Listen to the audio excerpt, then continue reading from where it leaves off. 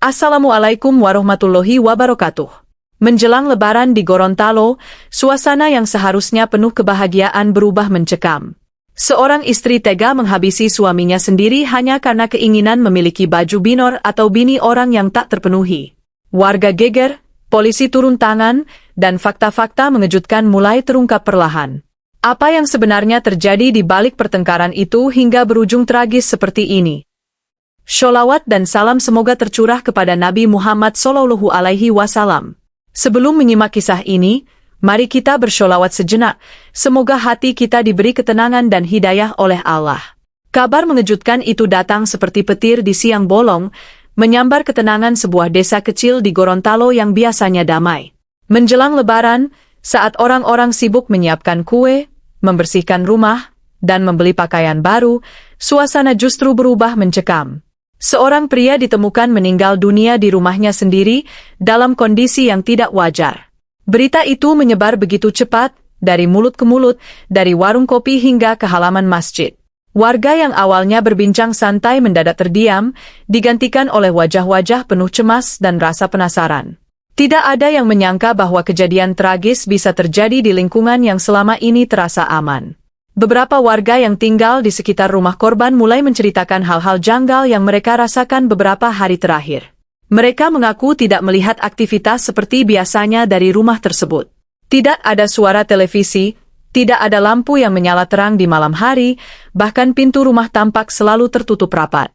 Awalnya, mereka mengira pemilik rumah sedang pergi atau pulang kampung lebih awal. Namun, kecurigaan mulai muncul saat aroma tidak sedap tercium samar-samar dari arah rumah itu. Aroma itu semakin hari semakin kuat, membuat beberapa warga merasa tidak nyaman. Akhirnya, salah satu warga memberanikan diri melapor ke pihak berwajib. Tak lama setelah laporan diterima, beberapa polisi datang ke lokasi. Suasana yang semula hanya dipenuhi rasa penasaran warga berubah menjadi lebih tegang. Garis polisi dipasang di sekitar rumah, dan warga diminta menjaga jarak. Namun, rasa ingin tahu membuat banyak orang tetap bertahan di sekitar lokasi, berbisik-bisik mencoba menebak apa yang sebenarnya terjadi. Ketika pintu rumah didobrak oleh petugas, semua yang hadir menahan napas. Dari dalam, tercium bau menyengat yang langsung menusuk hidung. Petugas yang masuk pertama kali segera memastikan kondisi di dalam, sementara warga hanya bisa menunggu dengan jantung berdebar. Beberapa saat kemudian, kabar yang paling ditakuti itu pun keluar. Seorang pria ditemukan sudah tidak bernyawa di dalam rumah tersebut. Tubuhnya tergeletak di ruang tengah, posisi yang tampak tidak wajar. Barang-barang di sekitarnya terlihat berantakan, seperti baru saja terjadi sesuatu yang penuh kekacauan. Namun anehnya, tidak ada tanda-tanda rumah itu dibobol atau dirampok. Televisi masih ada di tempatnya, motor masih terparkir di depan, dan barang-barang berharga lainnya tidak hilang. Hal ini membuat polisi menduga bahwa kejadian ini bukanlah pencurian biasa, melainkan sesuatu yang lebih serius. Korban kemudian diketahui bernama Arman, seorang buruh harian yang dikenal sederhana oleh warga sekitar. Ia bukan orang yang banyak bicara, tetapi dikenal ramah dan tidak pernah membuat masalah. Arman tinggal bersama istrinya, Rina, di rumah kecil tersebut. Namun, saat kejadian terungkap, Rina justru tidak berada di tempat. Keberadaannya menjadi tanda tanya besar. Warga mulai saling berpandangan, mencoba mengingat kapan terakhir kali mereka melihat Rina. Beberapa orang mengaku sempat mendengar suara pertengkaran dari rumah itu beberapa hari sebelumnya. Dari situlah, perlahan-lahan, rasa penasaran berubah menjadi dugaan bahwa mungkin kejadian tragis ini tidak sesederhana yang terlihat. Kabar tentang pertengkaran itu semakin memperkeruh suasana. Beberapa warga mulai saling berbagi cerita yang sebelumnya dianggap sepele. Bu Sari, tetangga yang rumahnya hanya berjarak 2 rumah dari Arman, mengaku sempat mendengar suara Rina menangis dengan nada tinggi. Ia ingat betul malam itu suasana cukup hening, sehingga suara dari rumah Arman terdengar jelas. Rina terdengar memohon sesuatu dengan nada putus asa, sementara suara Arman terdengar lebih pelan, seperti mencoba menenangkan. Namun, percakapan itu berubah menjadi pertengkaran yang cukup keras. Bu Sari mengaku sempat ingin menghampiri, tetapi ia mengurungkan niatnya karena merasa itu urusan rumah tangga orang lain. Kini, penyesalan itu menghantui pikirannya. Tidak hanya Bu Sari, seorang pemuda bernama Dani yang sering melewati rumah Arman sepulang kerja juga mengingat sesuatu yang janggal. Ia mengatakan bahwa 2 hari sebelum kabar kematian itu muncul, ia melihat Rina duduk sendirian di teras rumah dengan wajah yang tampak sangat murung. Biasanya, Rina adalah orang yang cukup ramah dan tidak segan menyapa siapapun yang lewat. Namun saat itu, ia hanya diam, menunduk, seolah sedang memikirkan sesuatu yang berat. Dani sempat menyapanya, tetapi Rina tidak merespon seperti biasanya. Hal itu sempat membuat Dani merasa aneh, meskipun ia tidak terlalu memikirkannya saat itu. Keterangan demi keterangan mulai dikumpulkan oleh pihak kepolisian. Setiap detail kecil menjadi penting untuk menyusun gambaran kejadian yang sebenarnya. Polisi kembali memeriksa kondisi dalam rumah Arman dengan lebih teliti. Mereka memperhatikan posisi tubuh korban, barang-barang yang berserakan, hingga noda-noda yang ada di lantai. Di dapur, salah satu petugas menemukan sebuah benda tumpul yang tersembunyi di bawah meja. Benda itu terlihat kotor dan terdapat bercak yang diduga darah yang sudah mengering. Penemuan itu membuat suasana penyelidikan semakin serius. Semua petugas mulai menyadari bahwa ini bukan sekadar kematian biasa. Tim forensik kemudian didatangkan untuk melakukan pemeriksaan lebih lanjut. Dengan peralatan lengkap, mereka mulai bekerja dengan hati-hati, memastikan tidak ada bukti yang terlewat. Dari hasil pemeriksaan awal, diketahui bahwa Arman mengalami luka serius di bagian kepala. Luka tersebut diduga berasal dari pukulan benda keras dengan tenaga yang cukup kuat. Tidak ditemukan tanda-tanda perlawanan yang berarti, yang membuat dugaan semakin mengarah pada pelaku yang dikenal oleh korban. Waktu kematian diperkirakan terjadi sekitar 2 hari sebelum jasad ditemukan, sesuai dengan keterangan warga yang mulai mencium bau tidak sedap sejak sehari sebelumnya. Di tengah proses penyelidikan yang semakin mendalam, satu hal yang terus menjadi perhatian utama adalah keberadaan Rina. Sebagai satu-satunya orang yang tinggal bersama korban, hilangnya Rina menimbulkan banyak pertanyaan. Polisi mulai menyebarkan informasi ke desa-desa sekitar, meminta bantuan warga untuk melaporkan jika melihat keberadaannya. Foto Rina pun mulai beredar, dan namanya menjadi bahan pembicaraan di mana-mana. Sebagian warga mulai merasa curiga, sementara yang lain masih berharap bahwa Rina hanyalah korban keadaan. Namun, di balik semua itu, satu perasaan yang sama mulai muncul, bahwa kebenaran yang akan terungkap nanti mungkin jauh lebih mengejutkan dari yang mereka bayangkan. Pencarian terhadap Rina akhirnya membuahkan hasil lebih cepat dari yang diduga. Seorang warga dari desa sebelah melaporkan bahwa ia melihat seorang perempuan yang mirip dengan foto yang beredar sedang berada di rumah saudaranya. Polisi pun segera menuju lokasi tersebut tanpa membuang waktu. Rumah itu terletak agak jauh dari jalan utama, dikelilingi kebun dan suasana yang cukup sepi. Ketika petugas tiba, suasana di dalam rumah terasa tegang. Rina ditemukan duduk di sudut ruangan, tubuhnya tampak lemas, wajahnya pucat, dan matanya terlihat kosong seperti kehilangan arah. Ia tidak berusaha melarikan diri, bahkan saat polisi menyebut namanya, ia hanya menoleh pelan tanpa banyak reaksi. Saat dibawa keluar rumah, beberapa warga yang sudah lebih dulu berkumpul hanya bisa menatap dengan berbagai ekspresi. Ada yang terkejut, ada yang tidak percaya, bahkan ada yang langsung berbisik-bisik penuh kecurigaan. Rina berjalan pelan, langkahnya terlihat berat seolah ia memikul beban yang tidak terlihat. Tangannya tidak diborgol saat itu, namun 2 petugas tetap mendampinginya dengan ketat. Di sepanjang perjalanan menuju kantor polisi, Rina hanya diam. Tidak ada tangisan, tidak ada pembelaan, hanya keheningan yang justru terasa lebih menegangkan. Polisi yang mengawalnya pun memilih tidak banyak bertanya, menunggu waktu yang tepat untuk melakukan pemeriksaan. Sesampainya di kantor polisi, Rina langsung dibawa ke ruang pemeriksaan. Di sana, suasana dibuat tenang agar ia bisa berbicara dengan lebih terbuka. Awalnya, Rina masih menunjukkan sikap tertutup. Ia hanya menunduk, sesekali menarik napas panjang, seperti mencoba menenangkan dirinya sendiri. Pertanyaan demi pertanyaan diajukan oleh penyidik, mulai dari keberadaannya selama beberapa hari terakhir hingga hubungannya dengan Arman. Namun, Rina hanya menjawab singkat atau bahkan tidak menjawab sama sekali. Waktu berjalan cukup lama hingga akhirnya salah satu penyidik mencoba pendekatan yang lebih lembut, berbicara dengan nada yang lebih pelan dan penuh empati. Pendekatan itu perlahan mulai membuka dinding yang selama ini Rina bangun. Matanya mulai berkaca-kaca, dan napasnya terdengar semakin berat. Dalam keheningan yang cukup lama, akhirnya Rina mengangkat wajahnya. Dengan suara yang bergetar, ia mulai berbicara. Kata-kata pertamanya terdengar lirih, hampir seperti bisikan. Ia mengaku bahwa semua yang terjadi di rumah itu bukanlah kecelakaan. Pengakuan itu membuat suasana ruangan langsung berubah. Para penyidik saling berpandangan, menyadari bahwa mereka sedang berada di titik penting dari kasus ini.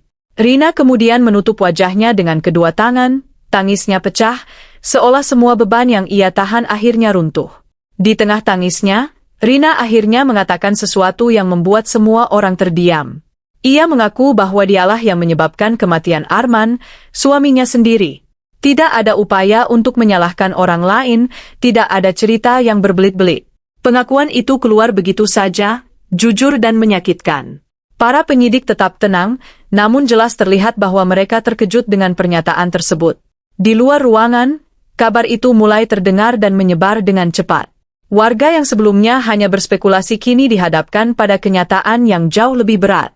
Seorang istri yang selama ini dikenal biasa saja, ternyata menyimpan cerita kelam yang tidak pernah mereka bayangkan sebelumnya. Setelah pengakuan itu keluar, suasana di ruang pemeriksaan berubah menjadi lebih hening dan penuh tekanan. Para penyidik tidak langsung bereaksi keras. Mereka justru memberi Rina waktu untuk menenangkan diri, sambil perlahan mengajukan pertanyaan lanjutan. Dengan suara yang masih bergetar, Rina mulai menceritakan apa yang sebenarnya terjadi pada malam itu. Ia mengaku bahwa pertengkaran dengan Arman bukanlah hal yang baru. Sudah beberapa bulan terakhir, mereka sering berselisih karena masalah ekonomi. Penghasilan Arman sebagai buruh harian tidak selalu cukup untuk memenuhi kebutuhan rumah tangga, apalagi menjelang Lebaran yang biasanya membutuhkan biaya lebih besar.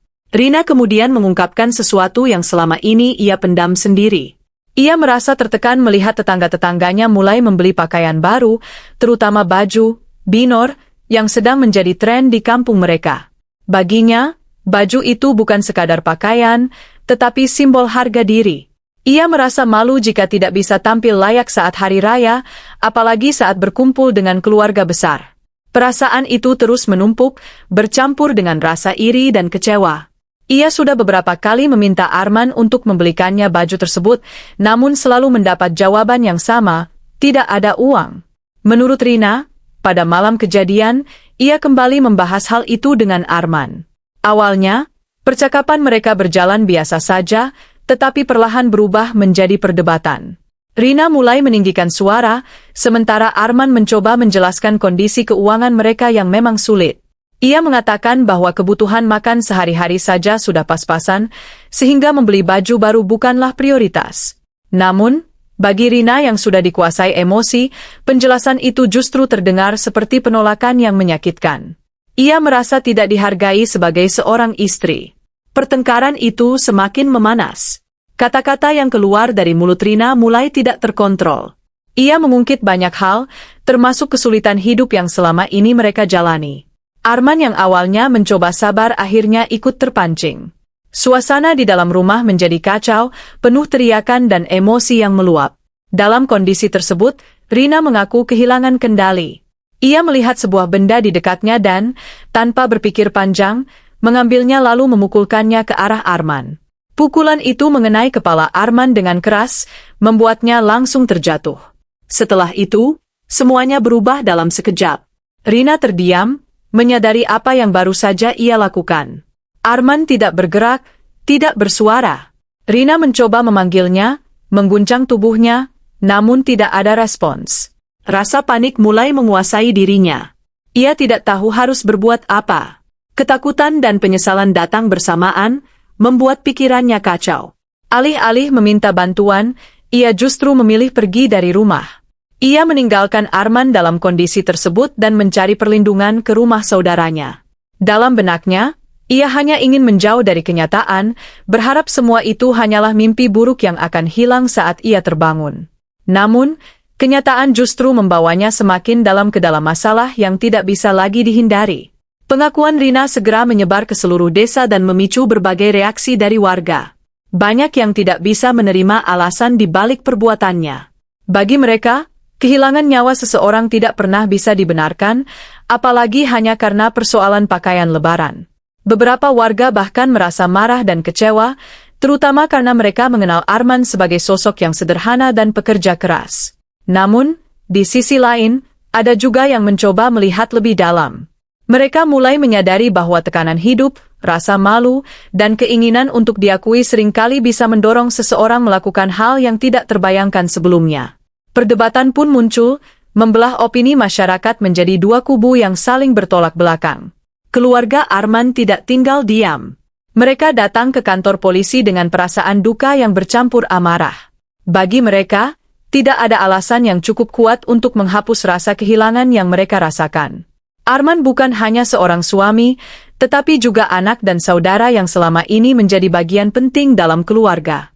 Mereka menuntut agar hukum ditegakkan seadil-adilnya. Tangisan keluarga pecah saat mereka mengingat sosok Arman yang selama ini berjuang untuk hidup sederhana. Di sisi lain, keluarga Rina juga datang dengan perasaan yang tidak kalah berat. Mereka memohon agar Rina diberi kesempatan dan keringanan, mengingat kondisi mentalnya yang tertekan selama ini. Situasi itu membuat suasana semakin rumit dan penuh emosi. Proses hukum pun berjalan dengan cepat. Kasus ini menarik perhatian banyak pihak, tidak hanya dari warga sekitar, tetapi juga dari luar daerah.